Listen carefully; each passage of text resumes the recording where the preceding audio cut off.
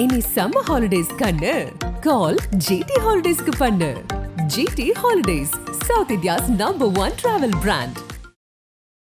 இருக்கக்கூடிய பிரேமலதா விஜயகாந்த் அவர்கள் முதலமைச்சரோட உடல்நிலையை பத்தி பேசுறது வந்து ஒரு அநாகரிகமான செயல் அப்படின்ற மாதிரி இன்னைக்கு பரபரப்பா சொல்லிட்டு இருக்காங்க. அவருக்கு கை நடுங்குது, அவர் ஏன் வந்து வேட்டி சட்டை கட்ட மாட்டாரு, பேண்ட் சட்டை போடுறாரு, கையை உள்ள விடுறாரு, காரணம் என்னன்னா வந்துட்டு கை நடுங்க தெரியக்கூடாது அப்படிங்கிறது. அவரால் நடக்க முடியல, கை வந்து ஷேக் இருக்கு. நீங்க வந்து கேப்டன் அவர்களே ஒண்ணுமே பேசலையா? கேப்டன் என்னெல்லாம் நீங்க பேசுனீங்க? இன்னைக்கு வந்து சொல்றீங்க, அன்னைக்கு நீங்க பேசுனீங்களா? ஏன் கேப்டன் எந்த கப்பலுக்கு கேப்டன்? அவர் எந்நேரமும் தண்ணியில தள்ளாடிட்டே வந்துகிட்டு இருக்காரு அப்படின்னு அவர் சொல்லும் போது நீங்க எல்லாம் சிரிச்சீங்க. அவர் வந்து ஒரு நடிகர் சார். இப்ப அது வந்து அவர் நடிகர் மட்டும் இல்லாம அரசியல் தலைவர். நடிகர் மட்டும் நீ விட்டுட்டா நீங்க போயிட்டே இருந்துக்கலாம். அவரும் ஒரு அரசியல் தலைவர் தானே. இதுக்கு வந்தா ரத்தம், அடுத்தவனுக்கு வந்தா தக்காளி சட்னியா? இல்ல, பழிக்கு பழி வாங்குறதுக்கு இது டைமா? இது வந்து அவர் உடல்நிலை சரியில்லைங்கிறது வந்துட்டு பார்க்கும் போதே தெரியுது. அவர் வந்து கொஞ்சம் நேரம் வயசானோன்னா அவங்களுக்கு ஒரு மாதிரி ஒரு தளர்ச்சி ஏற்படதா சார். அந்நியார் அவர்கள் வந்து கேப்டன் கூட இருந்தவங்க, கேப்டனோட அந்த நோயை பத்தி அவங்களுக்கு தெரியும். அதே சிம்டம்ஸ்ல தான் இவருக்கும் இருக்குங்கிற அந்த அக்கறையில அவங்க வந்து சொல்லியிருக்கலாம். ஏன்னா கேப்டனுக்கும் இதே மாதிரி தான். இப்போ இன்னும் கொஞ்ச நாள் இதை கவனிக்காம விட்டீங்கன்னா நிச்சயமாக அவரால் நடக்க முடியாம போகும். ஒரு கோப்புல வந்து கையெழுத்து போட முடியாம போகும். விஜயகாந்த் அவர்கள் நல்லடக்கம் பண்றதுக்கு ஸ்டாலின் அவர்கள் எந்த அளவுக்கு துணையா இருந்தாரு அப்படிங்கிறது பிரேமலதா அவர்களுக்கு தெரியும். ஏன்னா அந்த இடத்துல வந்து அந்த ராஜமரியாதையோட அழகா வந்து அடக்கம் பண்ணது வந்துட்டு அவர் தான் பண்ணார். அப்படின்னும் போது அவரை பத்தி இப்படி பேசுறாங்களே அப்படிங்கிற இந்த விஷயத்தையும் வந்து பேசுறாங்க.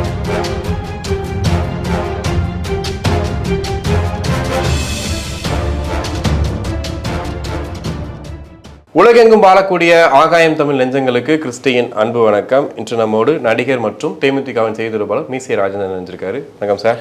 வணக்கம் கிறிஸ்டி. ஆகாயம் தமிழர்களுக்கு அன்பான வணக்கம். மீண்டும் உங்களை சந்திக்கிறதுல ரொம்ப மகிழ்ச்சி. சொல்லுங்க, இன்னைக்கு எந்த தீய போட்டு கொளுத்த போறீங்க? அதாவது நாங்க கொளுத்த வேண்டிய அவசியம் இல்லை, நீங்களே கொளுத்திட்டீங்க. அதாவது ஒரு தேமுதிகல இப்ப முக்கிய பொறுப்புல இருக்கக்கூடிய பிரேமலதா விஜயகாந்த் அவர்கள் இப்ப சமீப காலமா அவங்க பேசிட்டு இருக்க விஷயங்கள்லாம் சர்ச்சைகளா மாறிட்டு இருக்கு. அப்படின்னும் போது ஒரு ஆர்ப்பாட்டத்துக்கு போய் அவங்க பேசும்போது ஒரு எதிர்கட்சி விமர்சனம் செய்யும் போது ஒரு நார்மலா எல்லாரும் பண்ற விஷயம் தான். ஆனா அதுல முதலமைச்சரோட உடல்நிலையை பத்தி பேசுறது வந்து ஒரு அநாகரிகமான செயல் அப்படின்ற மாதிரி இன்னைக்கு பரபரப்பா சொல்லிட்டு இருக்காங்க. அவருக்கு கை நடுங்குது, அவர் ஏன் வந்து வேட்டி சட்டை கட்ட மாட்டாரு, பேண்ட் சட்டை போடுறாரு, கையை உள்ள விடுறாரு, காரணம் என்னன்னா வந்துட்டு கை நடுங்க தெரியக்கூடாது அப்படிங்கிறது. அவர் உடல்நிலையை பத்தி வந்து பேசுறது சரியா அப்படிங்கிற மாதிரி ஒரு இது ஓடிட்டே இருக்கு. நீங்க செய்தி தொடர்பாளர், கண்டிப்பா நீங்க தான் பதில் சொல்லி ஆகணும். இது சரியா தவறா? இல்ல, ஆக்சுவலா வந்து பாத்தீங்கன்னா அதுக்கு முன்னாடி ஆர்ப்பாட்டம் நடத்தினாங்க. அதாவது 25ஆம் தேதி ஆவடியில் வந்து அவங்க ஆர்ப்பாட்டம் நடத்தினாங்க. இந்த ப்ரெஸ் மீட்டுக்கு முன்னாடி கிட்டத்தட்ட ஒரு 1.5 மணி நேரம் அந்நியார் அவர்கள் பேசியிருக்கிறாங்க. பேசி முடிச்சு வந்த உடனே ப்ரெஸ் மீட்டில் வந்து அதுதான் உங்களுக்கு தெரியுமா, ப்ரெஸ்காரங்க ஒரு சில மீடியாஸ் வந்து இடவனமாக தானே கேள்வி கேட்பாங்க. இந்த ஆர்ப்பாட்டத்தோட நோக்கம் என்ன அப்படின்னு கேட்குறாங்க. அதில் ஏற்கனவே ஒரு வாரத்துக்கு முன்னாடியே அவங்களுக்கு வந்து ப்ரெஸ் ரிலீஸ் பண்ணியிருக்கிறாங்க. ஆர்ப்பாட்டத்தோட காரணம் என்ன? ரேஷன் பொருட்கள் சரியாக கிடைக்கல, மின்கட்டணம் உயர்வு, காவேரியில் தண்ணியை சரியாக திறந்து விடலை, இதுக்கெல்லாம் தான் ஆர்ப்பாட்டம். இதை வந்து பிரஸ்காரங்க வந்து எடுத்த உடனே இந்த கேள்வியை கேட்குறாங்க. அடுத்து வந்து அவங்க அரசியல் சம்பந்தமான விஷயங்களை கேட்கணும். உங்கள் பிரஸ்காரங்களும் வந்து குசும்புக்காரங்க தான். இதை வந்து நம்ம ஒரு படத்தில் வந்து சொல்லுவார்ல, எங்கள் அண்ணன் தவசி அண்ணன் கருப்பன் குசும்பன் அப்படிம்பார்ல, அந்த மாதிரி ஒரு சில மீடியாஸ் வந்து அந்த மாதிரி கேள்விகள் கேட்குறாங்கல்ல. அப்போ அந்த கேள்வி கேட்கும்போது அவங்க சொல்கிறாங்க, வந்து அமெரிக்காவுக்கு போகிறாங்க முதல்வர் அப்படின்னு சொல்லி கேள்விகள்லாம் கேட்கும்போது அப்போ இவங்க வந்து அம்மா ஒரு உடல்நிலை சரியில்லை அமெரிக்காவுக்கு போகிறாங்கன்னு அதில் சொல்கிற யதார்த்தமாக தான் அவங்க சொல்கிறாங்க. யதார்த்தமாக சொல்கிறதுக்கும் வந்துட்டு இது ஒரு கிட்டத்தட்ட பாடி ஷேமிங் மாதிரி தானே இது. இல்லை, அதுதான் நான் சொல்ல வரேன். ஆனால் நீங்கள் அதுக்கு அடுத்து நீங்கள் இப்போ சொல்லும் போது நீங்கள் கவனிக்கலையே, அவர் தமிழக முதலமைச்சர், அவர் உடல்நலத்தை வந்து பேணி காத்துக்கணும், அவங்க வந்து தமிழ்நாட்டுக்கு வந்து தொடர்ந்து சேவை செய்யணும்னு அடுத்து சொல்கிறாங்கல்ல. நீங்க இதை மட்டுமே சொல்லியிருந்தா நீங்க வந்து அவர் வந்து கிண்டல் பண்றாங்கன்னு சொல்லலாம். எப்படி இருக்கணும் தெரியுமா அப்படின்ற வார்த்தை தான் இப்ப பெரிய ஹர்ட்டா இருக்குது. நம்மளுடைய கலாச்சாரம், தமிழ்நாட்டோட கலாச்சாரம், அரசியல்வாதியா நம்ம மைண்ட் செட் ஆயிருக்கோம். வேஷ்டி சட்டை அப்படிங்கறதுல மைண்ட் செட் ஆயிருக்கும். லேடிஸ்னா சாரீஸ் வந்து நம்ம மைண்ட் செட் ஆயிருக்கிறோம். நம்மளுடைய கலாச்சாரம், நம்ம கலாச்சாரம். பக்கத்துல ஜெகன்மோகன் ரெட்டி பேண்ட் ஷர்ட் போடுறாரு, இந்த பக்கம் கெஜ்ரிவால் பேண்ட் ஷர்ட் போடுறாரு, அதெல்லாம் வந்து அவங்க கலாச்சாரம். அது நம்ம கலாச்சாரம் வந்து இது அவங்க வந்து சொல்றதுல என்ன தப்பு இருக்கு? நான் இதே இது கேட்கிறேன்னா, நீங்க வந்து கேப்டன் அவர்களே ஒண்ணுமே பேசலையா? கேப்டன் என்னெல்லாம் நீங்க பேசுனீங்க, இன்னைக்கு வந்து சொல்றீங்க, அன்னைக்கு நீங்க பேசுனீங்களா? ஏன் 2011 திருவாரூர்ல அந்த கூட்டம் நடக்கும்போது திரு வடிவேலு அவர்கள் பேசினாங்கல்ல, அப்ப பேசும்போது 4-5 தடவை முதலமைச்சராக இருந்த திரு மு கருணாநிதி அங்க இருக்கிறாங்க, பாட்டாளி மக்கள் கட்சி தலைவர் ராமதாஸ் அவர்கள் இருக்காரு, திருமாவளவன் அண்ணன் விடுதலை சிறுத்தைகள் கட்சி தலைவர் இருக்கிறாங்க, கம்யூனிஸ்ட் தலைவர்கள் இருக்கிறாங்க. ஏன் இன்றைக்கு இருக்கிற முதலமைச்சர் திரு மு க ஸ்டாலினும் அங்கதான் இருந்தாரு. மேடைக்கு எழுத்தால வந்து கலைஞர் அவருடைய குடும்பம் எல்லாமே இருக்கு. அண்ணா அழகிரி அண்ணா இருந்தாங்க, கனிமொழி சிஸ்டர் இருந்தாங்க, அவங்க ஃபேமிலி எல்லாமே இருந்தாங்கல்ல. அப்போ அவர் வந்து சொல்றாருல, அப்ப சொல்லும் போது நீங்க அதை தட்டி கேட்டிருக்கல, ஒரு அரசியல் அனுபவம். ஏன்னா கேப்டன் எந்த கப்பலுக்கு கேப்டன், அவர் எந்நேரமும் தண்ணியில தள்ளாடிட்டே வந்துகிட்டு இருக்காரு அப்படின்னு அவர் சொல்லும் போது நீங்க எல்லாம் சிரிச்சீங்க. அவர் வந்து ஒரு நடிகர் சார். இப்ப அது வந்து அவர் நடிகர் மட்டும் இல்லாம அரசியல் தலைவர். நடிகர் மட்டும் நீ விட்டுட்டா நீங்க போயிட்டே இருந்துக்கலாம். அவரும் அரசியல் தலைவர் தானே. இதே இவங்க கட்சிக்காரங்க சிவாஜி கிருஷ்ணமூர்த்தி சார்லாம் எவ்வளவு பேசியிருக்கிறாரு. எங்க கேப்டன் உடல்நிலை சரியில்லாத போது எவ்வளவு பேசியிருக்கிறாரு. இதே மாதிரி வந்து குடியாத்தம் குமரன் சார் எவ்வளவு பேசியிருக்கிறாரு. நாங்க லிஸ்டே வச்சிருக்கோமே, நீங்க பேசலன்னு சொல்லுங்க. நீங்க வந்து அதாவது உங்களுக்கு வந்தா ரத்தம், அடுத்தவங்களுக்கு வந்தா தக்காளி சட்னியா? இல்ல, பழிக்கு பழி வாங்குறதுக்கு இது டைமா? இது வந்து அவர் உடல்நிலை சரியில்லைங்கிறது வந்துட்டு பார்க்கும் போதே தெரியுது. அவர் வந்து கொஞ்சம் வயசானோன்னா அவங்களுக்கு ஒரு மாதிரி ஒரு தளர்ச்சி ஏற்படதா சார். எல்லாருக்குமே வயசு மூப்பின் காரணமாக எல்லா விஷயங்களும் நடக்கும் சார். அபோவ் 50 இப்பெல்லாம் வந்து 50க்கு மேல வந்து வாழ்க்கை நடத்துறதே பெரிய விஷயம். இவர் 71, ஐ திங்க் இவர் வந்து 1953 மார்ச் 1ஆம் தேதி. கேப்டனோட ஒரு வயசு இளையவர். அந்நியார் அவர்கள் வந்து கேப்டன் கூட இருந்தவங்க. கேப்டனோட அந்த நோயை பத்தி அவங்களுக்கு தெரியும். அதே சிம்டம்ஸ்ல தான் இவருக்கும் இருக்குங்கிற அந்த அக்கறையில அவங்க வந்து சொல்லியிருக்கலாம். ஏன்னா கேப்டனுக்கு இதே மாதிரி தான். இப்போ இன்னும் கொஞ்ச நாள் இதை கவனிக்காம விட்டீங்கன்னா நிச்சயமாக அவரால் நடக்க முடியாம போகும். ஒரு கோப்புல வந்து கையெழுத்து போட முடியாம போகும். அதனால அவங்க வந்து அதை சொல்றாங்க. அதை சொல்றதுல வந்து நீங்க வந்து அதை மட்டும் எடுத்துக்கிறீங்களே, அதுக்கு முன்னாடி நடந்த ஆர்ப்பாட்டத்தை ஏன் எடுக்கல? அப்ப நீங்க வந்து உங்களுடைய ஐடி விங்க வச்சு நீங்க வந்து இதைத்தான் வந்து ப்ரொஜெக்ட் பண்றீங்களே தவிர அந்த ஆர்ப்பாட்டம் நடந்த விஷயத்துல நீங்க வந்து அதை அப்படியே அமுக்குறீங்க. அந்த ஆர்ப்பாட்டம் வந்து எதுக்காக நடந்தது? இல்ல சார், ஆர்ப்பாட்டம் நடந்ததை ஏன் எடுக்கலைன்னா அது ஒரு நல்ல விஷயம். ஆர்ப்பாட்டம் பண்ண வேண்டியது எதிர்கட்சியோட ஒரு தலையாய கடமைன்னு வச்சுக்கலாமே. வந்து ஆளுங்கட்சி என்ன செஞ்சாலும் பார்த்துட்டு இருக்க மாட்டாங்க யாரும், எல்லாரும் செய்யக்கூடியதுதான். பட் இது வந்து தனிப்பட்ட முறையில ஒரு முதல்வர் அப்படின்னு கூட பார்க்காம அவங்க அவரை பத்தி பேசும்போது பர்சனலா அவர் என்ன ஆயிட்டு இருக்காரு, எப்படி இது வந்து எப்படின்னா ஒட்டுமொத்த தமிழ்நாட்டு மக்களுமே ஓட்டு போட்டு அவர் ஜெயிக்க வச்சிருக்காங்கன்னும் போது அது ஒரு மாதிரி தப்பான விஷயமா இருக்கு. அவங்க வந்து அது வந்து அடுத்ததுல வந்து அழகா சொல்றாங்க. நீங்க வந்து தமிழ்நாட்டை பாதுகாக்கணும், தமிழ்நாட்டுக்கு நிறைய செய்யணும், உங்க உடல்நலத்தை பார்த்துக்கணும், அதையும் சொல்றாங்கல்ல. அதை நீங்க சொல்லாம இதை மட்டுமே நீங்க சொன்னீங்கன்னா அவங்க நீங்க டைரக்டா வந்து கார்னர் பண்ணலாம். அதுக்கு அடுத்ததுல தான் அவங்க சொல்றாங்களே, நீங்க வந்து தமிழ்நாட்டுக்கு நல்லது செய்யணும், தமிழக மக்களுக்கு நல்லது செய்யணும், நீங்க உங்க உடல்நிலையை நீங்க பாத்துக்குங்கன்னு அடுத்து அவங்க சொல்றாங்கல்ல. நீங்க இதை மட்டுமே பிடிச்சி தொங்கிட்டு இருந்தீங்கன்னா மக்கள் நலனுக்காக நீங்க சொல்றாங்கன்னு சொல்லிட்டு வச்சுட்டீங்க. இன்னொரு பக்கம் வந்து சீக்கிரமா துணை முதலமைச்சரை வந்து கொண்டு வரணும், அதுவும் மூத்த அமைச்சர்கள் அப்படிங்கிறாங்க. இப்ப ஆல்ரெடி டாக் போயிட்டு இருக்கு, உதயநிதி அடுத்த துணை முதல்வர் வர போறாரு. உதயநிதி பிடிக்கல அவங்களுக்கு? இல்ல அது வந்து அவங்களுடைய உட்கட்சி விஷயம். அது வந்து அவங்க வந்து யார வேணாலும் இன்ப நிதியை கூட வந்து முதலமைச்சர் ஆக்கலாம். புரியுது? ஆமாமா, அது அவங்க விஷயம். இது வந்து அரசியல் பார்வையாளர்கள் கண்ணோட்டத்துல மூத்த அமைச்சர்கள் கொடுத்தா நல்லா இருக்குமே அந்த நோக்கத்துல அவங்க சொல்லியிருக்கலாம். ஆட்சி நல்லா இருக்கும், அரசு நல்லா இருக்கும், ஏன்னா அனுபவம் இருக்குல்ல. இப்ப திரு துரைமுருகன் அவர்கள் கிட்டத்தட்ட சட்டமன்றத்துல வந்து 50 வருஷத்துக்கு மேல அவர் அங்க இருக்காருல்ல. அதெல்லாம் சாதாரண விஷயம் கிடையாது. ஒரு 10, 12 தடவை 13 தடவை அவர் வந்து எம்எல்ஏ இருக்காருன்னா எவ்வளவு பெரிய விஷயம். தொடர்ந்து கண்டினியூஸா ஜெயிச்சு போறாங்கல்ல. கிட்டத்தட்ட ஒரு 50 வருஷத்துக்கு மேலாக ஒரு சட்டமன்றத்தில் அனுபவம் இருக்கு, அரசியல் அனுபவம் இருக்கு, வயதில் மூத்தவர். இன்னைக்கு இருக்கிற அந்த கட்சியிலே வந்து அதிக வயதில் மூப்பு வந்து அவர் தான். இப்போ அவருக்கு வந்து அனுபவம் இருக்கு. அதனால வந்து அந்நியார் அவர்கள் துரைமுருகன் அவர்கள் துணை முதலமைச்சராக வந்தா நல்லா இருக்குங்கிற ஒரு நோக்கத்துல அவங்க வந்து சொல்லியிருக்கிறாங்க. இதையும் அவங்க வந்து இவர் உதயநிதி ஸ்டாலின் அவர்கள் வந்து முதலமைச்சராக வந்து பிடிக்கலையா அப்படிங்கிறீங்க. ஏன் நேற்று கூட பொன்முடி அவர்கள் உதயநிதி அவர்கள் ஆட்சிக்கு வந்தாங்கன்னா ஸ்கூட்டர் கொடுப்பாங்கன்னு சொல்லியிருக்கிறாரு. ஆமாம், அது கொடுப்பாங்க. ஏன்னா இந்த செஸ் ஒலிம்பியாட் வரும்போது விக்னேஷ் சிவன் அவர்கள் தான் ஓப்பனிங் செரமனி, க்ளோசிங் செரமனி, அந்த வீடியோ ஃபுல் கான்ட்ராக்ட் அவர் தான் எல்லாமே டோட்டலா. ஸோ அதே மாதிரி இந்த ஸ்கூட்டருக்கு வந்து திரு விக்னேஷ் எப்படி சார் என்ன சார் ஸ்கூட்டர்ல எப்படி சார் விக்னேஷன் ஃபுல் கான்ட்ராக்ட் எடுக்கலாம்? இல்ல நான் சொல்றேங்க, ஏங்க அவங்களுக்கு வேண்டியவங்களுக்கு சும்மாலாம் சொல்லல, ஏதோ நீங்க வச்சுட்டு தான் சொல்லுங்க சார். நான் அவர் வந்து நேற்று பொன்முடி அவர்கள் சொன்னதை நான் இன்னைக்கு வந்து சொல்றேன். ஆமா, அவங்க வந்து உதயநிதி அவர்கள் வந்து வந்த உடனே ஸ்கூட்டர் கொடுப்பாரு, அதுக்கு வந்து தமிழ்நாடு முழுவதும் ஃபுல் கான்ட்ராக்டர். ஏன்னா வந்து செஸ் ஒலிம்பியாட்ல அவர் தான் வந்து வீடியோவுக்கு கவரேஜுக்கு எல்லாத்துக்குமே வந்து கொடுத்துருக்காரு. அதே மாதிரி இதை கொடுப்பாரு. அது நம்ம வந்து கேள்வி கேட்க முடியாதுல்ல. இது அவங்களுடைய கட்சி, அவங்களுடைய ஆட்சிங்க. அது நம்ம வந்து கேள்வி கேட்க முடியாது. புரியுதுங்களா? ஸ்கூட்டர்னும் போது தான் எனக்கு டவுட் ஆகுது. அடுத்து நான் இந்திரா மேடம் வந்து அடுத்து ஸ்கூட்டர் லான்ச் பண்ண போறேன். எல்லாமே அப்படி ஆமாங்க, இருக்கலாங்க. அது ஒரு கொஸ்டின் மார்க் மேபி. அது வந்து நம்ம வந்து சொல்ல, அது அவங்க இஷ்டம் தானங்க. ஓகே, அதனால அவங்க கொடுக்கலாம். ஏன்னா இதுக்கு முன்னாடி அவங்க அந்த மாதிரி எல்லாம் பண்ணிருக்காங்கல்ல, கவர்மெண்ட்டுக்கு அந்த மாதிரி அவங்க எல்லாம் செஞ்சிருக்காங்க. அதனால வந்து இப்ப கொடுக்கலாம். அதுல வந்து நம்ம வந்து ஒண்ணும் கேட்க முடியாதுல்ல. அதனால வந்து அந்நியார் அவர்கள் ஒரு மூத்த அமைச்சர், ஒரு அனுபவம் உள்ள அமைச்சர், சட்டமன்றத்துக்கு 13 தடவைக்கு மேல போன ஒரு சாதாரண விஷயம் கிடையாது. ஒரு சட்டமன்ற உறுப்பினராக போய் ஜெயிச்சு போகணுங்கிறது சாதாரண விஷயம் கிடையாது. அப்போ கிட்டத்தட்ட ஒரு 12-13 தடவை வந்து ஜெயிச்சிருக்காருன்னா 60-50 வருஷத்துக்கு மேலாக அந்த சட்டமன்றத்தில் வேலை பார்த்துருக்காருல.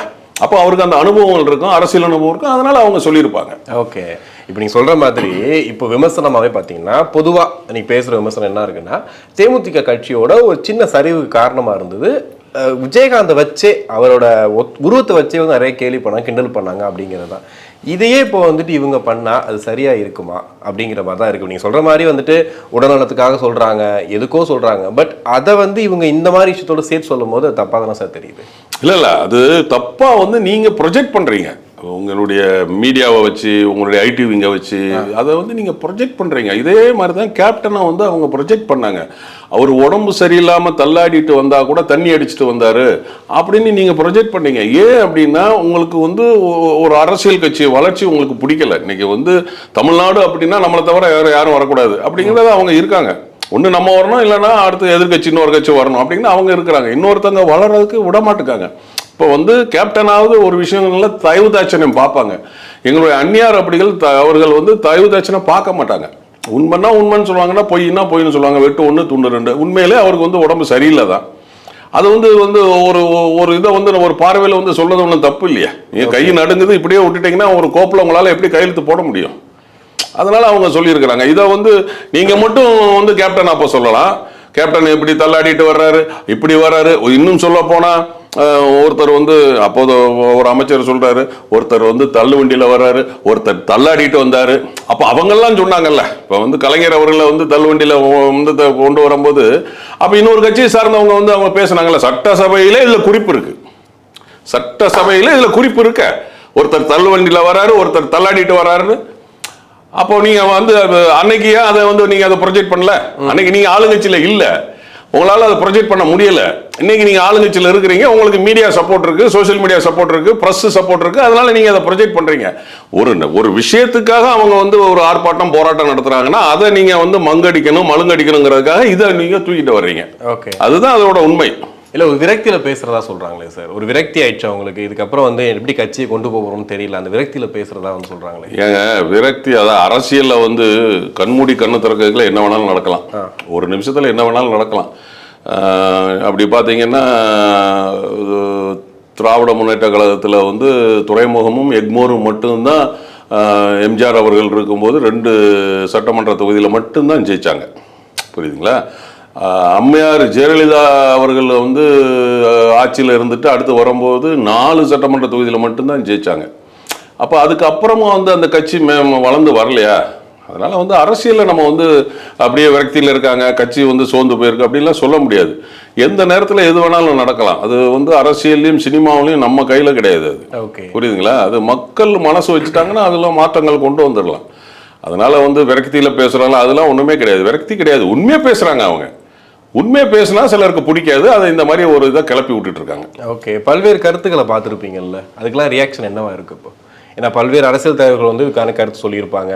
அதாவது அரச புரசலா வெளிப்படையாக சொல்லாமல் கூட ஒரு அரச புரசலா வந்திருக்கும் இல்லையா? இல்லை, என்னுடைய காதுக்கு அப்படியே ஒன்றும் வந்த மாதிரி இல்லை. எனக்கு தெரிஞ்சு அந்த மாதிரி எதுவும் வந்த மாதிரி இல்லை. ஓகே, இது வரைக்கும் அந்த மாதிரி வந்த மாதிரி இல்லை, எந்த இதுவுமே கிடையாது. ஓகே, இப்போ தேமுதிக அதோட கட்சியோட ஒரு முக்கியமான கட்டத்தில் இருக்குது அப்படின்ற மாதிரி தான் இருக்குது. ஏன்னா அந்த ஆர்ப்பாட்டங்கள் உயிர் போல வச்சுக்கிறதுக்கு சில விஷயங்களை பண்ணிகிட்டே இருக்காங்க. இதை தாண்டி வந்து பிரேமலதா அவர்கள் இந்த மாதிரி பேசினாதான் வந்து இன்னும் கட்சி உயிர் போட இருக்குன்னு தெரியும் அப்படின்றதுக்காக பேசுறதாகவும் சொல்கிறாங்க. இந்த விமர்சனத்தை எப்படி பார்க்குறீங்க? அப்படிலாம் கிடையாது. ஏன்னா இப்படி பேசினா கான்ட்ரோவர்ஷியல் அப்படிங்கிற விஷயம், அதாவது கான்ட்ரோவர்ஷியலா பேசினாதான் வந்து அவங்க ரீச் ஆகணும்னு அவசியம் கிடையாது. ஏன்னா அவங்க வந்து கேப்டனுடைய மனைவியாருங்கிறது எல்லாருக்குமே தெரியும். அவங்க வந்து ஆல்ரெடி வந்து கேப்டன் கூடயே அரசியலில் பயணம் கிட்டத்தட்ட 17 வருஷமாக அவங்க பயணம் பண்ணிகிட்டு இருக்கிறாங்க, 18 வருஷமாக அவங்க மேலே அவங்க பயணம் பண்ணிகிட்டு இருக்கிறாங்க. இன்றைக்கு வந்து பிரேமலதா விஜயகாந்த் அப்படின்னா கிராமத்தில் இருக்கவங்களுக்கு கூட தெரியும். அதனால அவங்க வந்து ரீச் பண்ணணும், ரீச் ஆகணுங்கிறதுக்காகலாம் இவங்க வந்து அந்த மாதிரிலாம் பண்ணலை. அந்த மாதிரி பண்ணுற மாதிரி அரசியல் பண்ணுற மாதிரி ரொம்ப என்ன சொல்கிறது, திராவிட முன்னேற்ற கழகம் மாதிரி கொஞ்சம் கீழே இறங்கியும் அவங்கெல்லாம் போக மாட்டாங்க. ஏன்னா ஆல்ரெடி அவங்க எஜுகேட்டட். அதனால் அவங்க வந்து அந்த மாதிரி பண்ணாதான் ரீச் ஆகணும் அப்படிங்கிறதுக்கெல்லாம் அவங்க பேசலை. அவங்க வந்து உண்மையாக பேசுவாங்க. அதெல்லாம் ஏற்கனவே சொன்ன மாதிரி தான். அது கேப்டன் வந்து கொஞ்சம் தயவுதாட்சணம் பார்ப்பாங்க, பாவம்லாம் பார்ப்பாங்க. பட் இவங்க அப்படி கிடையாது. போல்டாக இருப்பாங்க, தைரியமாக இருப்பாங்க, கரெக்டாக பேசுவாங்க, உண்மையாக பேசுவாங்க. ஓகே, அது வந்து அவங்களுக்கு பிடிக்கல. ஓகே, இப்போ நம்ம கேப்டன் அவர்கள் இறந்த டைமில் கூட வந்துட்டு நீங்கள் கூட நான் கூட பேட்டியில் கேட்டிருந்தேன், நீங்கள் கூட சொன்னீங்க பிரேமலதா பண்ண டார்ச்சர் தான் காரணம் அப்படின்ற மாதிரி அந்த விஷயத்த வந்து தொடர்ந்து சில மீடியாக்கள் பேசிகிட்டு இருந்தாங்க. சில பேர் அதை பற்றி சொல்லிகிட்டே இருந்தாங்க. இப்போ அந்த டாக் வந்து திரும்ப வந்திருக்கு. அதாவது அதில் கமெண்ட்ஸ்லேயே பார்த்தா தெரியும், அவங்க பேட்டி கொடுத்த கமெண்ட்ஸ்லேயே கீழே பார்த்தீங்கன்னா நீங்கள் கேப்டன்ஸ் அந்த டார்ச்சர்லாம் தெரியாதா அப்படின்ற மாதிரி அந்த விஷயத்தை கம்பேர் பண்ணுறாங்க. இது ஒரு பின்னடைவு தானே சார்? இல்லை, கேப்டனை வந்து அவங்க எப்படி டார்ச்சர் பண்ணாங்க, அதாவது அவங்க இவ்வளோ வருஷம் வந்து ஒரு உடம்பு சரியில்லாத பார்க்குறதே வந்து பெரிய விஷயம். இப்போ நம்ம வீட்டிலே நம்ம அப்பாவுக்கோ அம்மாவுக்கோ ஒருத்தருக்கு உடம்பு சரியில்லைன்னா நம்ம ஒரு மாதத்துல 2 மாதத்துல நம்ம வெக்ஸ் ஆயிரும் உடம்பு சரியில்லைன்னா. அவங்க கிட்டத்தட்ட 2016-17 ஒரு 7 வருஷமாக அவங்க வந்து பார்த்துருக்குறாங்க. அது 7 வருஷம் வந்து பார்க்குறது வந்து சாதாரண விஷயம் கிடையாது. ஒரு அம்மாவாக இருந்து அவங்க வந்து அதை பார்த்துருக்குறாங்க. அது வந்து டார்ச்சர் பண்ணாங்கன்னா நீங்கள் சொல்லுவீங்க, அவங்க வந்து வெளியில் வரும்போது அவர் வேஷ்டி சட்டை போட்டு அவர் வந்துட்டு கண்ணாடி போட்டு கூப்பிட்டு வர்றாங்க. அப்போ அது வந்து தான் ஆகணும். ஏன்னு கேட்டிங்கன்னா நாங்கள் வந்து கேப்டனை பார்க்கணுன்னு சொல்கிறோம்ல. இப்போ நான்லாம் இருக்கிறேன்னா எங்கள் தலைவரை பார்க்கணும், வந்து நாங்கள் வந்து பார்க்காம இருந்தாலும் எங்களுக்கு கஷ்டமாகுது. இல்லை, அப்படி வரலையே சார். ஒரு கட்சி தலைவர்னா கம்பீரமாக இருக்கணும், அவர் வந்து ஒரு வீல் சேரில் வரணுமான்னு அப்போ சொல்லலையே சார். அவங்க யாரு, பிரேமலதா மேடம் அப்போ சொல்லியிருக்கலாமே அப்படின்றதால இப்போ ஒரு பெரிய டாக்காக போயிட்டு இருக்கு. அப்போ வந்து உங்களை சொல்லும் போது இல்லையே, அப்போ நாங்கள் எங்கள் தலைவரை பார்க்கணும்னு சொல்கிறோம்ல. இப்போ என்னைய மாதிரி லட்சக்கணக்கான தொண்டர்கள் எங்கள் தலைவரை பார்க்கணும்னு சொல்லும் போது அவங்க வந்து அழைச்சிட்டு வர்றது தப்பு ஒன்றும் இல்லையே. அழைச்சிட்டு வந்து இப்போ நாங்கள் தனித்தனியாக போய் ஒவ்வொருத்தரை போய் அவரை போய் வீட்டில் போய் பார்க்க முடியாதுல்ல. அப்போ நாங்கள் வந்து கேட்குறோம், நாங்கள் தலைவரை பார்க்கணுங்கும் போது அவங்க வந்து இந்த அவருடைய பிறந்த நாளை கூப்பிட்டு வர்றாங்க, நியூ இயர் அன்னைக்கு கூப்பிட்டு வர்றாங்க. அதில் வந்து ஒன்றும் தப்பு இல்லையா? அதுக்கு வந்து அவங்கள வந்து சிரமப்படுத்தி அவங்கள வந்து இது பண்ணி அப்படி கொண்டு வராங்க அப்படிலாம் கிடையாது. நாங்கள் கேட்குறோம், அவங்க வந்து கூப்பிட்டு வராங்க. நாங்கள் பார்க்கணும்னு தொண்டர்கள் சொல்கிறோம், அதனால அவங்க வந்து கூப்பிட்டு வராங்க. இதை வந்து நீங்க வந்து ஏன் கொடுமைப்படுத்துறீங்க, ஏன் அவங்கள சிரமப்படுத்துறீங்க? அப்படி கிடையாது. நாங்க பார்க்கணும்னு சொல்றோம். தனித்தனியா அவ்வளவு பேரும் போய் வீட்டில் போய் பார்க்க முடியாது. அதனாலதான் அவரை வந்து பொது வழியில வந்து கூப்பிட்டு வர்றாங்க. பாருங்க, உங்க தலைவர் பாருங்க நல்லா இருக்காரு. ஸோ அப்போ எங்களுக்கு ஒரு திருப்தி ஆகுது. நாங்கள் எங்கள் தலைவரை எங்கள் கடவுளை நாங்கள் பார்த்துட்டோம். அப்போ வந்து எங்களுக்கு ஒரு திருப்தி ஆகுது இல்லை. அதனால அவங்க வந்து பொது வழியில வந்து கூப்பிட்டு வராங்க. இதை வந்து உடனே இப்போ இருக்கிறவங்க கமெண்ட் போட்டுறாங்க. அவங்களுக்கு என்ன தெரியும், நாங்கள் பார்க்கணும்னு சொல்றது அவங்களுக்கு தெரியுமா? இப்போ உள்ளவங்க அப்படிதான் அவங்க தான் சொல்லுவாங்க. கமாண்ட் போட்டு அவரை பொது வழியில கொண்டு வந்து சிரமப்படுத்தி கூப்பிட்டு வராங்க, வைக்கிறாங்கன்னா இப்போ அவ்வளோ லட்சக்கணக்கான பேரை வந்து நம்ம எல்லாரும் போய் வீட்டில் போய் பார்க்க முடியாதுல்ல. இப்போ எங்களுடைய விருப்பத்துக்காக தானே அவங்க வெளியில கூப்பிட்டு வராங்க. ஓகே, இப்போ திமுக ஆதரவாளர்கள் கமெண்ட்ஸ் நீங்கள் பார்த்துருப்பீங்க. அதில் வந்துட்டு அந்த இடத்துல அவரை வந்துட்டு விஜயகாந்த் அவர்கள் நல்லடக்கம் பண்ணுறதுக்கு ஸ்டாலின் அவர்கள் எந்த அளவுக்கு துணையாக இருந்தார் அப்படிங்கிறது பிரேமலதா அவர்களுக்கு தெரியும். ஏன்னா அந்த இடத்துல வந்து அந்த ராஜமரியாதையோட அழகாக வந்து அங்கே அடக்கம் பண்ணது வந்துட்டு அவர் தான் பண்ணார். அப்படின்னும் போது அவரை பற்றி இப்படி பேசுகிறாங்களே அப்படிங்கிற இந்த விஷயத்தையும் வந்து பேசுகிறாங்க. இதுக்கு என்ன சார் பதில்? அதாவது பார்த்தீங்கன்னா இன்றைக்கு ஆளுகின்ற இந்த ஆளுங்கட்சிக்குவே உதவி செஞ்சிருக்கிறார் கேப்டன் அவர்கள், உதவி செஞ்சிருக்கிறார். அதில் மாற்று கருத்தே கிடையாது. 1996 வந்து திரு கலைஞர் அவர்கள் திரும்பவும் ஆட்சிக்கு வர்றதுக்கு காரணம் கேப்டன் தான். திரு உதயநிதி ஸ்டாலின் அவர்களுக்கு பர்சனலாகவே உதவி செஞ்சிருக்கிறாரு. திரு அழகிரி அண்ணன் அவர்களுக்கும் கேப்டன் வந்து பர்சனலாகவே உதவி செஞ்சிருக்கிறாரு. என்னென்ன உதவிகள் சொல்லுங்க? அதுதான் நிறைய உதவிகள் செஞ்சிருக்கிறாரு. அது பர்சனலாக நிறைய உதவிகள் செஞ்சிருக்கிறாரு. அது வந்து அவங்களுக்கும் தெரியும், வந்து என்ன உதவி செஞ்சாங்கங்கிறது அவங்களுக்கும் தெரியும். அதே மாதிரி வந்து கேப்டனுடைய மேரேஜை வந்து நடத்தி வச்சது தலைவர் கலைஞர் அவர்கள் தான். அப்போ அமெரிக்காவில் ஒரு ட்ரீட்மெண்ட்டுக்காக போயிருக்கும் போது கலைஞர் அவர்கள் வந்து இறந்துட்டாங்க. அப்போ அவர் வந்து ஒரு வீடியோ ஒன்று வெளியிட்டுறாரு. புரியுதுங்களா? அதான் அரசியலில் வந்து 1000 மாற்று கருத்துக்கள் இருந்தாலும் அந்த பனி காலத்தில் நைட்டு 1:30 மணிக்கு வர்றாரு. நல்ல டிசம்பர் பனிக்காலம். ஏர்போர்ட்ல இருந்து அவர் வந்து நேராக வீட்டுக்கு போகல, நேராக வந்து கலைஞர் அவருடைய சமாதிக்கு தான் போறாரு. போயிட்டு நம்ம பார்க்குறோம், இப்போவும் அந்த வீடியோவை பார்க்குறோம். அழுதுகிட்டு போய் பூவை வந்து அள்ளி போடுறாரு. ஸோ அது ஒரு மனிதாபிமானம். ஸோ அந்த மனிதாபிமானத்தை நீங்க வந்து ரிஃப்ளெக்ட் பண்றீங்க. அப்போ அந்த அந்த உதவிகள் செஞ்சதுக்கும் இந்த மனிதாபிமானத்துக்கும் கைமாறு மாதிரி தான். உண்மையா அதுதான் நான் சொல்லுவேன். இது 100% அப்படிதான் சொல்லுவேன். இவர் மட்டும் கிடையாது, யார் ஆட்சியில் இருந்தாலும் இதை செஞ்சிருப்பாங்க. ஏன்னா கேப்டன் அவ்வளவு நல்ல மனிதர். யாருக்குமே எந்த ஒரு விஷயத்திலையுமே அவர் தனிப்பட்ட முறையில் அவர் துரோகம் செஞ்சதா சரித்திரமே கிடையாது. அதுக்கு கைமாறாக முதல்வர் அவர்கள் இதை செஞ்சிருக்கிறார். புரியுதுங்களா? இதை நான் அப்படிதான் நாங்க சொல்லுவோம். தேசிய முற்போக்கு திராவிட கழகத்தை சேர்ந்த நிர்வாகிகள் தொண்டர்கள் நாங்க அப்படிதான் சொல்லுவோம். அவர் நல்ல மனிதர். அதுக்கு வந்து நம்ம கேட்காமலே அதை செஞ்சாங்க. அதுக்கு உண்மையிலே நன்றி. நம்ம வந்து ஆளுங்கட்சிக்கு இன்னைக்கு நம்ம நன்றி சொல்லிதான் ஆகணும். அதுல வந்து மாற்று கருத்தே கிடையாது. பட் அது ஒரு கைமாறு தான்.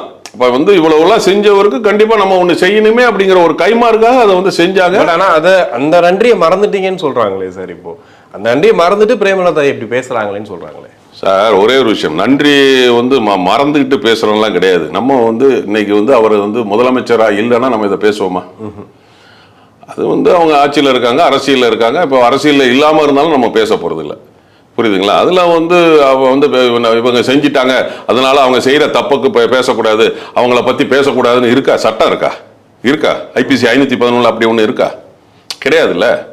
அப்புறம் என்ன வந்து கைமாறு நன்றி செஞ்சுட்டாங்க, நான் உதவி செஞ்சுட்டாங்க, அரசு மரியாதை செஞ்சுட்டாங்க, எல்லாம் செஞ்சுட்டாங்க அப்படின்னு அதுக்காக நம்ம பேசாமல் இருக்கக்கூடாது. அவங்க செய்கிற தப்புக்கெல்லாம் நம்ம வந்து ஜால்ரா போட்டுட்டு இருக்கணுமா? கிடையாதுல்ல. அது ஐபிசி 511 அப்படி ஒரு சட்டம் இருக்கா? இல்லையா? அது அவங்க கட்சிக்காரங்க பேசத்தான் செய்வாங்க. அந்த கட்சிக்கு ஆதரவா இருக்கிற மீடியாவும் சோசியல் மீடியாவும் பேசத்தான் செய்வாங்க. ஆரம்பத்துல இருந்தே தேமுதிகனாவே மீடியா மேலதான் ஒரு குற்றச்சாட்டு கொடுத்துட்டே இருக்கீங்க. இப்ப ஆரம்பத்துல நான் கேட்கும் போது கூட குண்டக்க மண்டக்க சார், எல்லா மீடியாவும் நான் சொல்ல வரல, ஒரு சில மீடியாவை தான் நான் சொல்ல வரேன். நீங்க எல்லா மீடியாவும் எடுத்துக்கிறீங்க. ஒரு சில மீடியா அப்படி இருக்கிறாங்க. இப்போ 3 நாளைக்கு முன்னாடி திரு அன்புமணி அவர்கள் கோயம்புத்தூர்ல போய் ஒரு பேட்டி ஏர்போர்ட்ல வச்சு கொடுக்குறாரு. நீங்க என்ன கேள்வி கேட்குறீங்க? ஏடிக்கு பூட்டியா தானே கேள்வி கேட்குறீங்க. ஏன்னா இப்போ வந்து பத்திரிகைக்காரங்கன்னா உடனே எல்லாமே உங்ககிட்ட இருக்கு, அதனால நாங்கள் வந்து எல்லாமே செய்வோம் அப்படின்னு சொல்லி ஒரு அதிகாரத்தை நீங்க கையில் எடுக்கக்கூடாதுல. நாங்கள் என்ன சொன்னாலும் என்ன கேட்டாலும் வந்து அரசியல்வாதி வந்து பதில் சொல்லணும்னு என்ன சட்டமா இருக்கு? நீங்க இப்ப பிரஸ்னா பத்திரிகை வந்து ஓகே, இப்ப 4வது தூண்னு சொல்றீங்க. அந்த 4வது தூண் படி நீங்க நடந்துக்குங்க. ஏன் ஒரு சைடா ஃபேவராவே வந்து சில மீடியாஸ் வந்து ஒரு சைடா அவங்களுக்கு ஆதரவாவே கேள்வி கேட்டு டென்ஷன் ஆக்கி, இப்படிதான் வந்து திரு அண்ணாமலை அவர்களையும் டென்ஷன் ஆக்கி கேள்வி கேட்டு, இதே மாதிரி அண்ணன் சீமான் அவர்களையும் கேள்வி கேட்டு, நியாயமா இருங்க, நியாயமா கேள்வி கேளுங்க. அதை விட்டுக்கிட்டு நீங்க வந்து திரும்ப ஒரே கொஸ்டின், நிதி கொடுக்கலையா, தமிழ்நாட்டுக்கு நிதி கொடுக்கலையா, அந்த அவங்க தான் சொல்லியிருக்கிறாங்களே, தமிழ்நாட்டுக்கு 5000 கோடிக்கு மேல கொடுத்துருக்குன்னு சொல்லியிருக்காங்க. இனிமே தான் தெரியும் அது என்னென்ன கொடுத்துருக்காங்கன்னு. அந்த நிதிநிலை அறிக்கையில வந்து சொல்ல முடியுமா? அத்தனை மாநிலத்துக்கும் இவ்வளவு நான் செஞ்சிருக்கேன், இவ்வளவு இனிமே வந்து தெரியும், எது எவ்வளவு செஞ்சிருக்காங்கன்னு இனிமே தானே லேட்டரா தானே தெரியும். அதை நீங்க உடனே நீங்க ஆந்திராவுக்கு வந்து 15000 கோடி கொடுத்துட்டீங்க, தமிழ்நாட்டுக்கு 5000 கோடி தான் கொடுத்துருக்கீங்கன்னா, ஆந்திராவுக்கு ஆல்ரெடி அது வந்து முன்னாடியே பிக்ஸ் பண்ணி வச்சிருந்திருக்கலாம். அது இப்போ வந்து அவங்க நிதிநிலை அறிக்கையில தெரிவிச்சிருந்திருக்கலாம். இப்போ நீங்க வந்து ஒரு நாள்ல வந்து அது எப்படி தெரியும் எந்தெந்த மாநிலத்துக்கு எவ்வளவு கொடுத்தாங்கன்னு தெரியும்? இது இந்த பத்திரிகைக்காரங்க நம்ம நாள் அன்புமணி அண்ணன்ட்ட வந்து என்னங்க நீங்க ஒருதலை பட்சமா பண்றாங்க, நீங்க வந்து அதை பத்தி சொல்ல மாட்டீங்க, அதே கொஸ்டின்ல நின்றுட்டு இருந்தா ஒரு மனுஷனுக்கு வந்து கடுப்பாகுமா வராதா? ஐயா சாமியை விடுங்க ஐயா அப்படின்னு கும்பிட்டுட்டு அவர் போறாரு. அதே மாதிரி இப்போ ஒரு 3 நாளைக்கு முன்னாடி சினிமாவில் எடுத்துக்கிட்டீங்கன்னா திரு யோகி பாபு அவர்கள் ஒரு ஆடியோ ரிலீஸுக்கு போட்டுன்னு ஒரு படத்துக்கு ஆடியோ ரிலீஸுக்கு வரதுக்கு லேட் ஆகி போச்சு. அவர் கோவம் ஷூட்டிங்ல இருந்து லேட்டாக வர்றாரு, சிக்னல்லாம் தாண்டி வரணும். அதுக்கு உடனே பத்திரிகைக்காரங்க கோவப்பட்டு என்ன நீங்க எங்களை இவ்வளவு நேரம் காக்க வச்சுட்டீங்க போயிட்டீங்கன்னா அவங்களும் வேலையை முடிச்சுட்டு வரணும்ல. அதனால வந்து பத்திரிகைக்காரங்களும் வந்து கொஞ்சம் டிரான்ஸ்பரண்டா இருக்கணும், ஒயிட்டா இருக்கணும், கரெக்டா இருக்கணும் அப்படிங்கறத நாங்க வந்து சொல்றோம். நாங்க வந்து பத்திரிகைக்காரங்களை கார்னர் பண்ணல, உண்மையை எடுத்து சொல்லுங்க, உண்மையை பேசுங்கன்னு சொல்ல வரோம். கண்டிப்பா சார், பொறுத்து இருந்து பார்ப்போம். உங்க கருத்துக்கு ரொம்ப நன்றி. நன்றி Christie. Hola! Your dream vacation to Turkey starts from ₹79,999 only with GT Holidays, South India's #1 travel brand.